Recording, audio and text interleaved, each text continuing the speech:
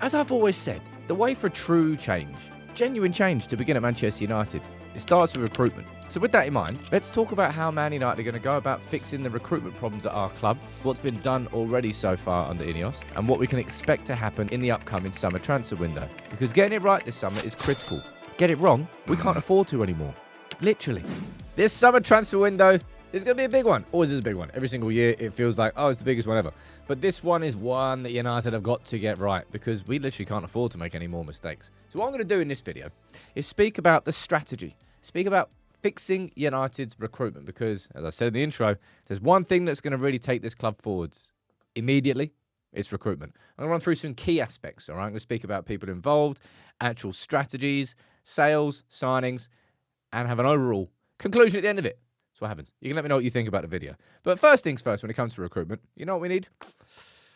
How about someone actually in charge of it? That's a difference that we're going to have now that we haven't had before. Chris Ravel has been made our first ever director of recruitment. Came in last summer on a temporary basis, and now he's got the job full time. Ashworth's gone. I don't think United are going to be getting a new sporting director in, so Ravel is in charge. And I'll talk about the signings that have been made so far, but I'm quietly excited about seeing what he does.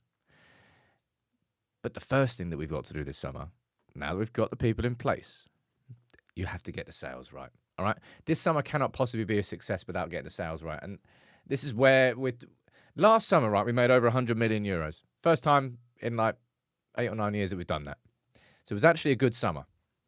But it needs to be even better than that. We're talking Rashford, Sancho, Anthony, Casemiro, Shaw, Malacia, others as well. Lindelof and Eriksen leaving on a free. Evans probably too. What's happened to Evans? Kind of disappeared into the background. For this summer to be a success, there has to be a genuine clearing of the deadwood. And I'll run into that, a keep or sell, in a bit more detail. But in terms of the strategies of signings, I think this has been a clear one that's... like, you talk about United, and right now there's so many problems still with this football club. I can see a connected up thought process behind our transfers, even from last summer, right? But let's rewind and we'll look at these players. We look at these are the players that have been signed so far by Ineos. I mean, you can add Diego Leon into that, or Sekou Kone, or I'm not talking about the younger players. Well, I suppose Heaven falls into that category, but he was signed as a first-team player. No player over the age of 26.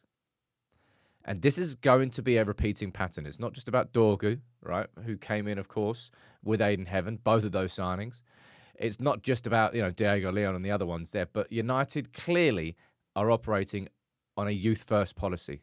I don't expect there to be any signings over the age of 27 made under Ineos, apart from if I'm going to choose one area.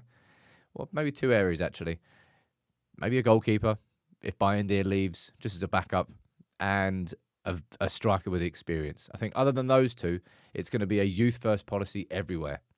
And, of course, something that United... This is easier said than done, right? But United have got to find these hidden gems. United have got to do stuff in the transfer market that other clubs become jealous of. Which might be a strange way to put it, but look, you can talk about Ronaldo, you can talk about Evra, you can talk about so many other signings that United have made, but we have to find some gems. Now, somebody who does look like a gem, straight away, if I'm being honest, is Aiden Heaven. 18, snapped up from the academy of Arsenal as an opportunity and looks settled and composed straight away. And Patrick Dorgu has made a difference at the ripe old age of 20. But we have to find more of these. And this is going to be where, as I said, I'm excited about what Chris Ravel has done. He's experienced with doing so at Red Bull.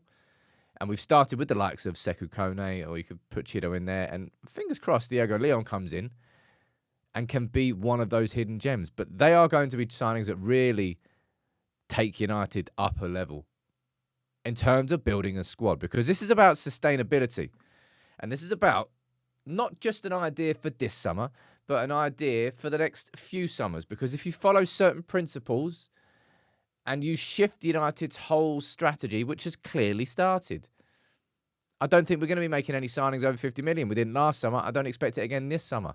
Our most expensive signing this summer, if I was to have a prediction, it's probably going to be our striker. I think that's where United will, if we're going to pay a premium in any position, it's probably going to be up front. We need goals, all right? And we'll probably pay the premium for that. The wage structure, a huge thing as well. with the likes of, we go back to this one here and we speak about all those wages that are going. Rashford, the top earner. Sancho, one of the top earners. Anthony up there. Casemiro's our top earner. 5 of those players there are in our top 8 earners, I think. Rashford, Sancho, Anthony, Casemiro, Shaw. Move those off the wage bill. Bring in players on the likes of Dorgu, who's on a very reasonable wage. And you start creating, as I said, sustainability. If you start signing players who are of this age, right, and they don't work out, and you've got them on a decent wage packet, you have the ability to move them on. And this is where United have become lumbered in the past. All right? Sancho doesn't even fall into this category. That's just a spectacular failure.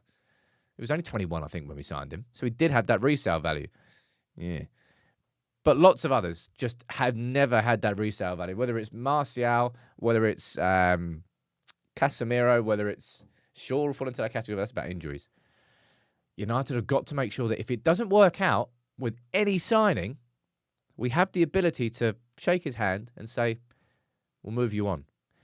Because all of these things combined, right?